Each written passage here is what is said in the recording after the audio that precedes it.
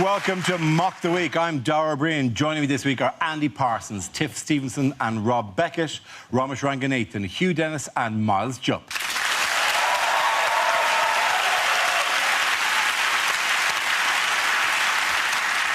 We start with a round call. If this is the answer, what is the question? On the board are 6 categories.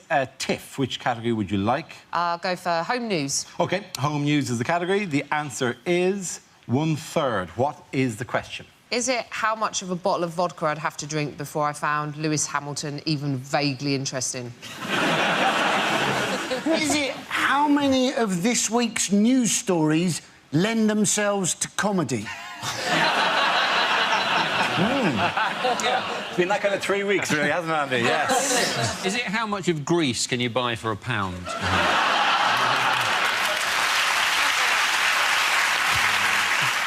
Is it how much of Kim Kardashian is made up of arse? Is it, of all of the children that I taught maths to, which proportion of them genuinely had a future? Is it what emoticon would I use to tell someone that I've wrapped a rubber band around my scrotum?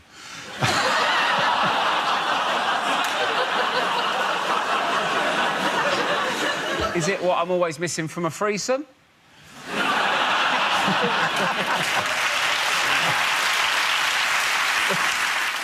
Is it FIFA's target survival rate for stadium workers at the World Cup?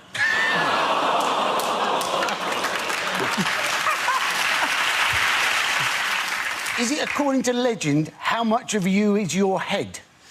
Yes. It should be noted. I'll tell you what it could be, answer. What proportion of that team have I seen completely butt naked?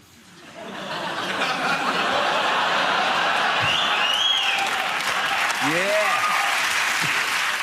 Can we... Are there any who've got any answers to a question? I feel like answering to ask for 10 minutes. Is it how many of the words spoken by Kanye West are about Kanye West? The way you pronounce Kanye West is incredible. Well, It's like you're asking somebody if they're able to West. Like...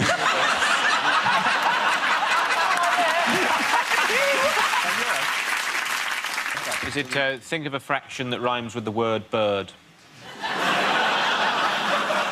Is it think of a fraction that rhymes with the word herd? No.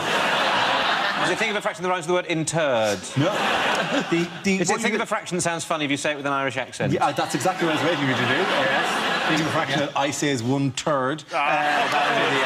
What a funny country. Isn't it?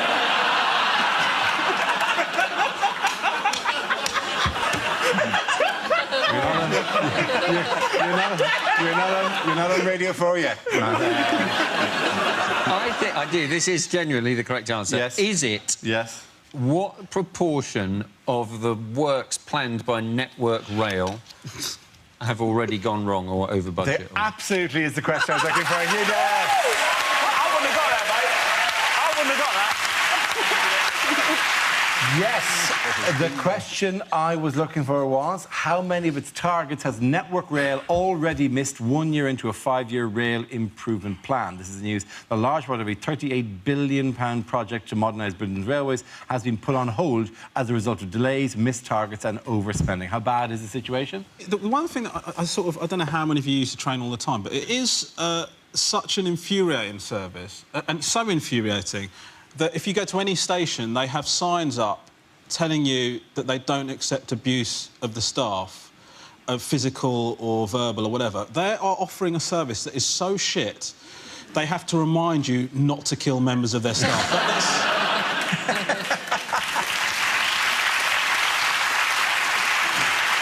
So basically, 30 years on, we've realised privatising the National Rail Service wasn't the right thing to do, was it? Nice one, Thatcher. Politics. Really good. Man. I wouldn't like to be Margaret Thatcher right now watching this show. Not all of the money that we put in actually goes to improving the rail services. Some of it goes to improving people like Richard Branson, who's in fact had so much of our money, his firm shouldn't be called Virgin, should it? It should be called Slag.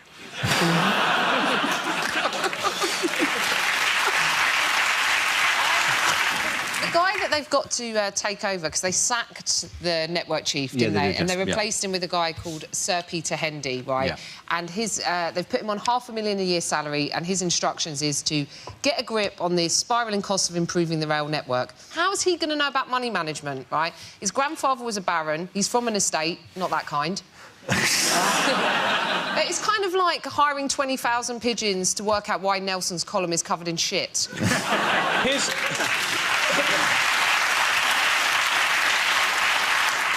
Here's another tip. You know, if you're going to be head of the railways, don't dress up as a fat controller. In sports news, who denied cheating before Wimbledon had even started? This is Novak Djokovic. Yes, it is. Who had been accused of being coached during matches. And you're not actually allowed to be coached from the sidelines during matches. This was actually a rule brought in to protect British players during Wimbledon, to prevent them getting worse during the actual games themselves. How's it cheating, telling him what to do? What is he telling him he don't even already know? Going, oh, what do you want to do is... You've got to say different hit things. it back really hard where he isn't standing. Cheers, mate. I didn't think of that. Thanks. There's always loads of cheating in tennis, though. I remember once I saw a man who was actually keeping extra balls in his pocket. Wimbledon's so posh, though, because even the ball boys have the balls posh. When they pick the balls up, they just go... What's that? Why can't I just throw it back to him? He gets the ball, they go... What's that about? The thing is, I love if the ball boys, if they had done like jury service where anyone just got picked at random to do it, rather than all these little like, posh kids just like a rude boy just going, I'll leave it out, bruv, I ain't getting your fucking ball. 30 degrees, bruv. How might this tournament make history? Heat wave. Yeah, heat wave. See, It may be the hottest I- ever, yes. They're so hot, they're advising nans just to wear one coat. Pretty warm. The Wimbledon authorities apparently are going to take extra care of the elderly in the crowd at Wimbledon. But obviously not the same at Glastonbury, is it? There they make the elderly actually get up on stage. So... I love it on the weather when it's hot. They always go, oh, Hull is actually hotter than Marrakesh. You go, I'm still not going there on my holiday. In other news, who is the big hit with Japanese women? Japanese men. No, actually, surprisingly. Is it the gorilla that's really fit? There's a gorilla. Yes, it is. There's a fit gorilla. There's a gorilla who moved from Australia to Japan in 2007 and has attracted a lot of admirers among young Japanese women who describe him as too handsome. He's referred to as an ikemen, which is slang for handsome guy. I've got a slightly creepy story, but let's see, his name's Shabani. I mean, all you need is like a slogan that goes, which one of us is really in a cage? You know, this is another one of them looking, you know... I mean, this is a good-looking gorilla, you know? I dare you to swipe left, write that underneath, and then you're... There's another one of them here, look. I'm He's got some junk in his trunk, doesn't he? Yeah. He's not necessarily sexually attractive, but it would be nice to be held by him. Like, if I had to have sex with an animal, I'd have a flamingo. I'm a leg man. Do you particularly like when one leg is like up underneath the... Yeah, it's a bit saucy, isn't it? Yeah, it's like, go on, oh, put come one and leg see up, what my other leg is. Put one leg up. I know where your leg is, don't you worry about that. Marshy. Wet. You ain't got one leg, you slag. Can I just say we're totally objectifying this gorilla, and I'm loving it. It's like he's about to go, yes, Sigourney Weaver was wonderful to work with, yeah. Part of my craft is I'm the weaver of stories, I'm the teller of tales. And Paul's got to Rob, Tiff and Andy!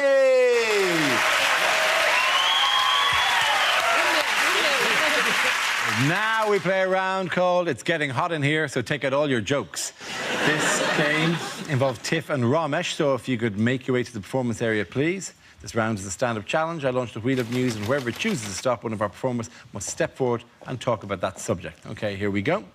The first subject is... magazines. Who wants to come in on that? OK. Tiff. As a woman, most of your life is designed to make you feel a little bit shit. And magazines are responsible for that. You know, magazines like OK, which I look at on the shelves and think, when are they going to stop putting people on the front of that who are quite clearly not OK? Magazines will recommend that you have plastic surgery. That seems to be everywhere. Too much plastic surgery these days. I think that's why they've invented emoticons. Right, they're for women who've had too much plastic surgery, so you can just hold up an iPad and say, I feel happy, I feel sad, I feel like a smiley poo with eyes. But I think the worst thing that magazines do is they perpetuate trends, really bad trends, right? I don't know how you guys feel about vajazzling. But I genuinely believe it is a plot by religious groups to get gay men interested in vaginas.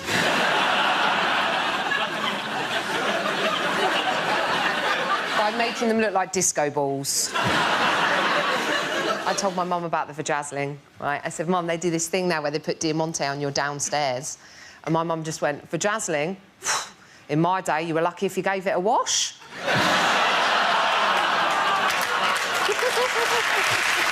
Thank you very much, Jeff. OK, that leaves us with Ramesh. Let's see what you've been left with. Let's spin the wheel. And the topic is parenting.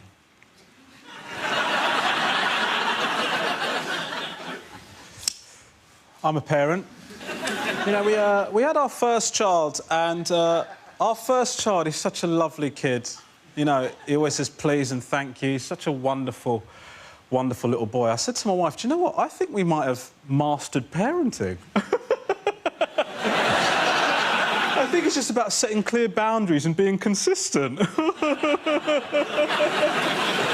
The second one, feral. Right. Like, I love him, but what a prick this kid is. Like, I love him, but what an unacceptable human being. Like, I love him, but I don't like him. You know, that's... Like, I'm gonna have to say to him one day, you're a mistake. And not like in the way that the contraception went wrong, like the decision to have you was a mistake. Sometimes I want him to get hurt. There you go, I said it. I said, now listen. I don't mean really hurt. I don't mean really hurt, I just mean a little bit. You know, because he doesn't listen, this kid. When I say to him, don't do that, dude, because if you do that, you're going to get hurt. And then he does it, and he doesn't get hurt. That pisses me off, right? Because that is life telling him that I'm full of shit. This kid's running with scissors with no consequences, do you know what I mean? Very good. Again, the points go to Tim time. Come on back, both of you. Our next round is called Picture of the Week. I show the panel a topical image and ask them to tell me what's happening. So what's going on here? Has he just realised he's the only black person at Glastonbury? He's certainly finding that desert camouflage wear is ineffective in Somerset. He's rather usually gone for the triple denim, which is a look that no one has gambled with before. Is it man survives nuclear holocaust by offering oral sex to strangers? Is he rocking triple denim? Yeah. Yes, I just said that. It's like, yes. Sorry, I've only just realised. He's literally rocking the triple denim look. I tell you, I've just noticed something. He's wearing triple denim, isn't he, Joel? You see that, Dara? Well, somebody just asked him if he's able to West or not.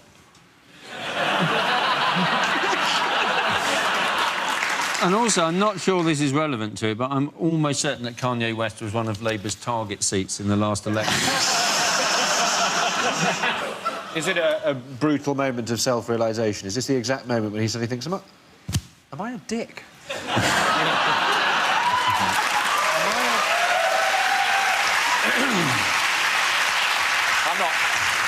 I'm not being fair, I don't really know who he is. Is it Kanye West's controversial headline set at Glastonbury? It is, of course. Thank you very much, Ramesh. That's right. Yes, this is a picture of Kanye West performing at Glastonbury Festival this weekend, headlining the Pyramid Stage on Saturday night. The rapper told the crowd, "You are now watching the greatest living rock star on the planet." To which the entire crowd went, "Oh my God, who's dead?" He wasn't the biggest rock star in Somerset. Yeah.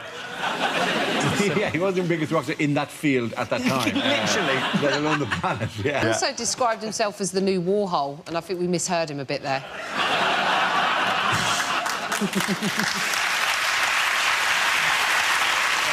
130,000 people signed a pledge, didn't they, to try and get him replaced. And there was a moment, wasn't there, when that crane hoisted him above the crowd that I actually thought they'd achieved their aim for a moment. I think on the coverage of this, I was kind of on the social media coverage. There was one bloke who said the only way he got through his set, this bloke's set, was when he realised that Kanye West is an anagram of Sweaty Ken.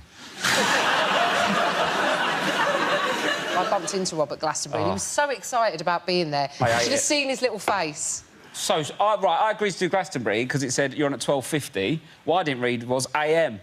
I was expecting a nice little midday gig, and I was there for 12 hours before I was on. And if you do a poo there, you have to... The toilets, basically the toilets, is scaffold over wheelie bins, and there's a hole over each wheelie bin. You have to take a cup of mud with you. There's bags of mud, and then you do a poo, and you have to pour your mud over your poo. I felt like a cat. Are you telling me that your cat can hold a cup?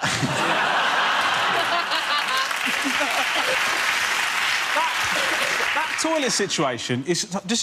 so you've got scaffolding and you've got wheelie bins underneath. Yeah, 1/3 of the toilets were kind of essentially a compost heap. So they wanted to recycle they could use as human waste as it. Yeah. So they had people with sand or soil, whatever. Well, why do you need fertiliser over that? All everyone's having all weekend farm. it's cider and kebabs. What are you trying to grow with that? What are they trying to grow? People to go on Jeremy Kyle? It's a joke. My mum had a house in Sri Lanka, and she had one of those toilets that just go straight... The poops go straight into the ground, and that she had mango trees behind the toilet. The mangoes were absolutely enormous. I've never seen... They were much bigger behind the toilet than they were anywhere else in that whole bit. But my mum didn't allow us to eat them because she said they're poor mangoes. Like, no, we weren't... My God, if you package them up in Waitrose, middle-class people were smothering... These are poo mangoes. They're the only mangoes I get. Oh, no! I ordered from Ocado. They've substituted my poo mangoes for shitty beans. That's not fair. Every time I have a mango, I think of your mum having a poo. Poo mango. It's your fault. Hold on a second, mate. Hold on a second. I said I took a poo, and now you've made the leap, just brought my mum into the situation. She has shits now and again. My mum has never shit in her life, mate.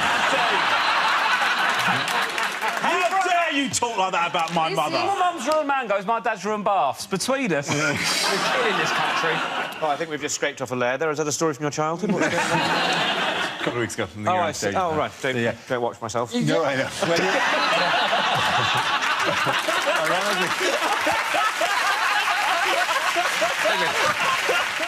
Both the Dalai Lama and Kanye West this year, that's always allowing us to play a little game of Dalai Lama or Kanye. Who said it? Okay, Can you have to guess which of the two headliners said this phrase? First one is, I am God's vessel. Kanye. It's got to be Kanye. You got Kanye? Yeah, go for it. I'm going for the Dalai Lama.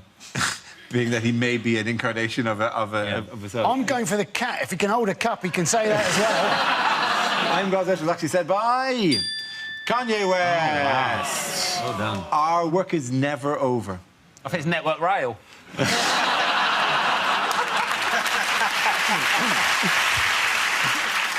Mr. Lama. You going for Lama? Mr. Lama. Mr. Lama. There you go.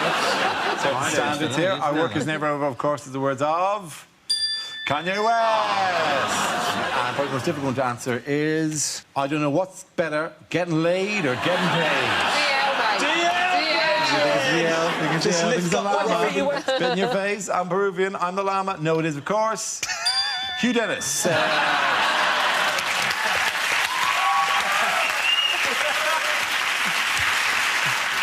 Which England team has made history this week? This is the women's football team, isn't it? Yeah, now, obviously, we record this on a Tuesday.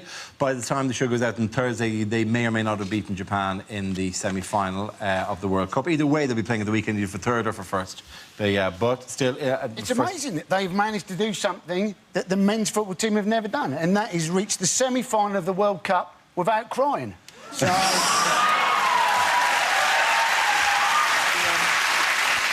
said that's right. It's the first semi-final of a major tournament, and they said this is memories of 1966. But if you look at the semi-final lineup, actually, it's England and USA versus Germany and Japan. That is memories of 1945. That's amazing.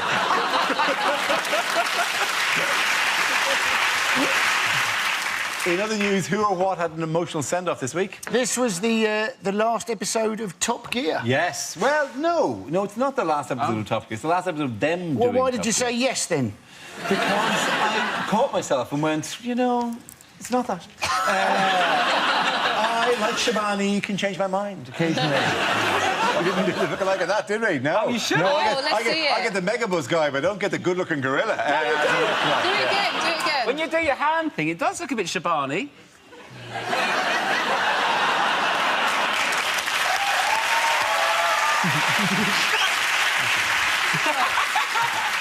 In other news, who or what had an emotional send-off this week? Well, it was almost the last episode of Top Gear.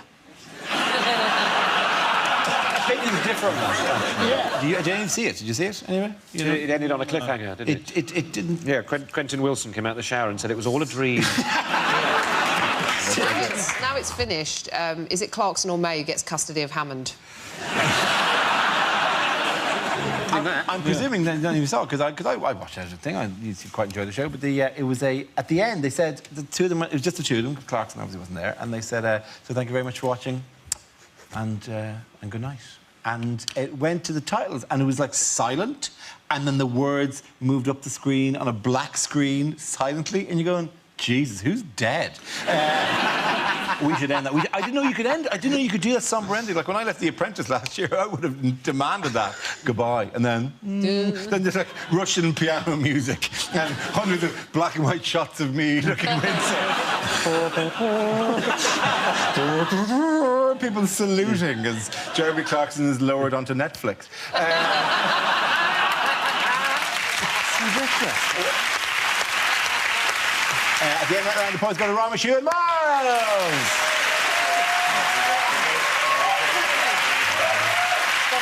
Now we come to scenes we'd like to see. So if everyone can make their way over to the performance area, I'll read out this week's topics and we'll see what our panellists can come up with. OK, here we go. The first subject is unlikely greeting cards. Roses are red, violets are blue. Sorry, you're dead. What can you do?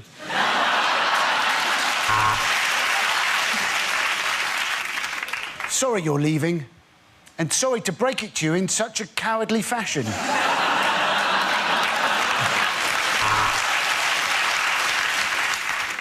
Happy Father's Day, whoever you are, wherever you are.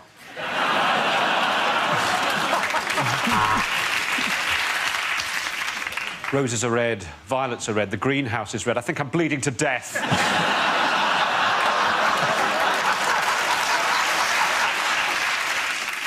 At this difficult time, I'm thinking of you, wearing suspenders and a mask.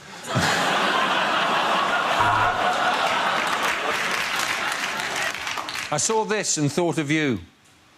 Blank inside.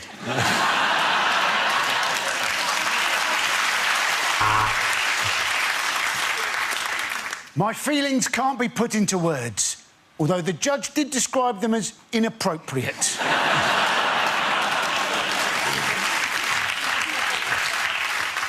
That was a scrape. Congratulations on your circumcision.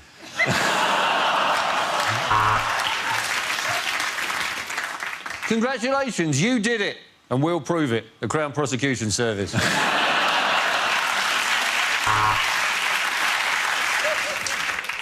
It's a girl, not a woman, which is why you're going to prison.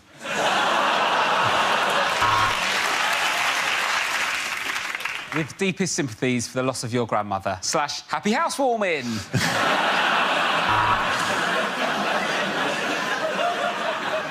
You've passed away.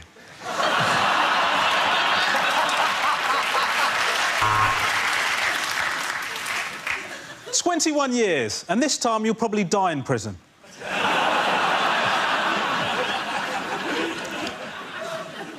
To our darling son, on your 21st birthday, now get the fuck out of our house. Please help me. I'm trapped inside a North Korean card factory.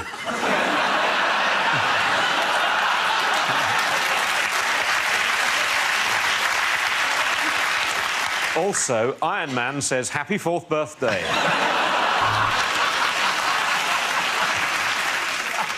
Roses are red, violets are blue. When you go down on me, please don't chew. OK, the next topic is things you wouldn't hear on a science documentary. The dinosaurs were wiped out by a giant asteroid. Silly them for all standing in the same place.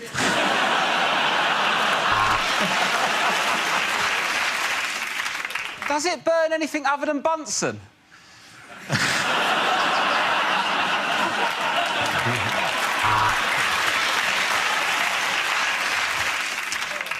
He named the star after himself, and now we find ourselves looking at Arthur Cockmonster III.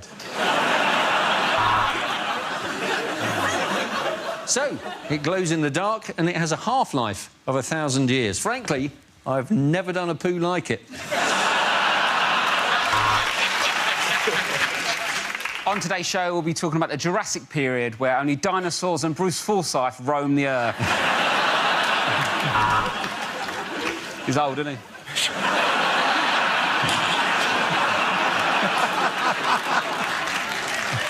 For Sarah Palin, it's conclusive proof that man and dinosaur existed together. For everybody else, the Flintstones is just a cartoon. Next, biology. Why is that gorilla so sexy? Let the proton see the electron.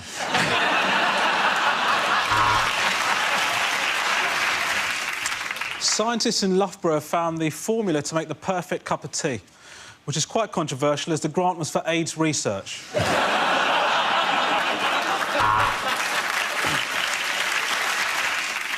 You've been watching me, Richard Dawkins. Good night and God bless. See, and the problem with cocaine is it's well Moorish.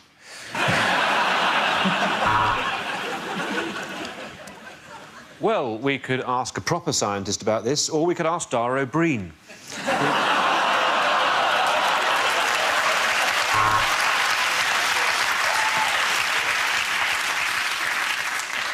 Hello, my name's Dara Ó Briain. And to try and bring science to the masses, I'm going to appear in a programme with Stephen Hawking wearing a ridiculous hat.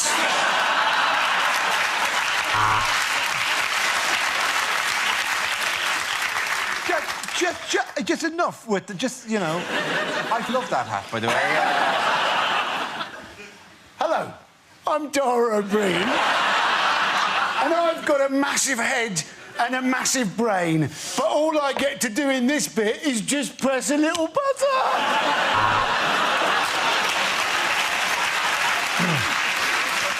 Mr. O'Brien, I award you a PhD.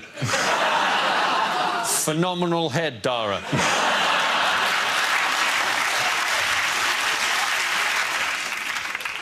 I would just like to say that I think Dara Ó Briain's a legend.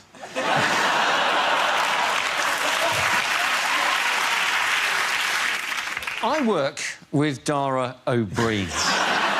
And today, my experiment is to turn this joke into a P45. OK, well done, getting that round. Points got a Rorish, you and Miles.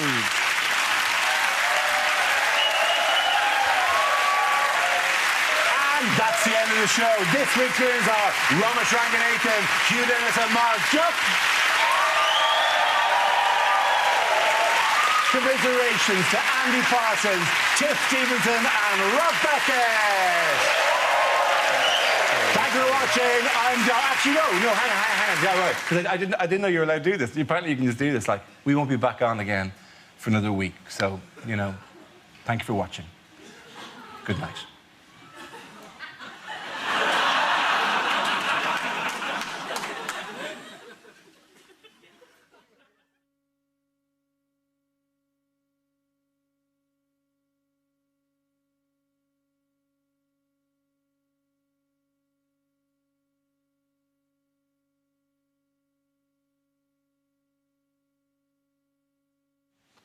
Thanks.